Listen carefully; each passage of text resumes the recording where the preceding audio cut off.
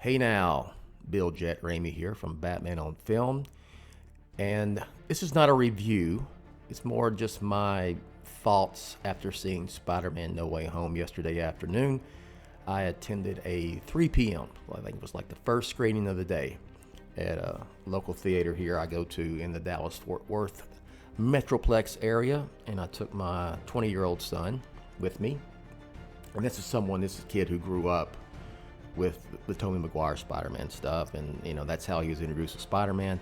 And truth be told about me, yes, I'm a huge Batman fan. Obviously, look around my office, and I run a Batman website I have for going on 24 years. But Spider-Man is maybe my second favorite comic book superhero as a kid, and even as a grown-ass adult. It kind of goes back and forth between Spider-Man and Superman, but Spider-Man is like really the only Marvel character that I really, really loved as a kid. And then when it comes to the Tom Holland films, these three, I'm not a huge fan of them, of the MCU Spider-Man. I like more of the, your friendly neighborhood Spider-Man in New York and doing Spider-Man things in the Spider-Man world. And I didn't necessarily enjoy all the Tony Stark, and he gets a suit from Stark Industries, and he's the next Tony Stark, and all the infusion of the Marvel stuff, MCU stuff into those films. Liked them, didn't love them, but this one I borderline love. It is the most Spider-Man-y, Spider-Man-ish, whatever. You get my drift. Of the three, by far, this is a pretty much straight up Spider-Man film. Yes, there's a few winks and nods to the MCU stuff. And yes, Doctor Strange plays a major role in it because he has to, because of the plot, which is essentially, and this is no spoiler, this is going to be spoiler free, that as we know at the end of Far From Home, Mysterio revealed Peter Parker's as being Spider-Man. The identity of Spider-Man is Peter Parker. And so the world knows now.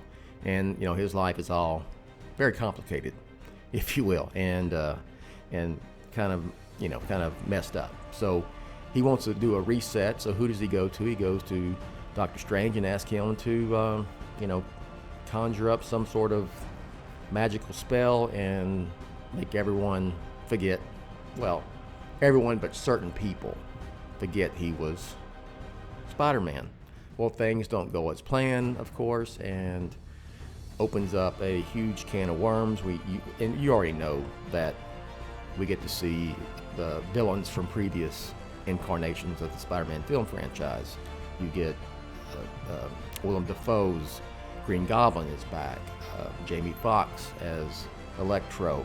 You get Doc Ock is back from Spider-Man 2, which still is my favorite Spider-Man film of all time. I think it's one of the top comic book films of all time.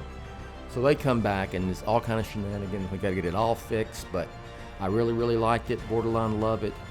Spider-Man film, true and true.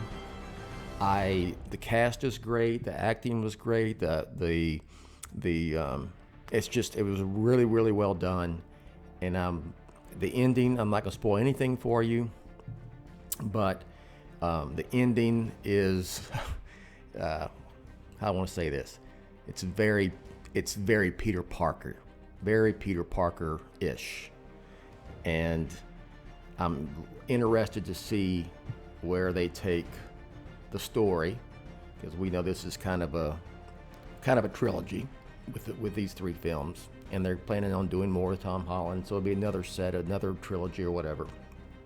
And things are very Spider-Man at the end, and very Peter Parker at the end. So, post your thoughts in the comments somewhere down below on the Batman on Film page comments, and let me know what you thought about the film as well.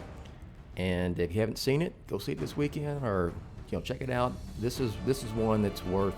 If you're like me and you were like, I'm on the MCU Spider-Man, that weren't huge, just super huge fans of the previous two, this one, awesome. B+, A- in my book, for sure. So enjoy. Thanks for watching. Batman on Film, authoritative, definitive, the dadgum original. And don't forget, the Batman is coming next year. Check out our details for our Batman on Film watch party for the Batman, which will be on March 5th, 2022, up here in the Dallas-Fort Worth area. Details are on Batman on Film. Hope to see you there.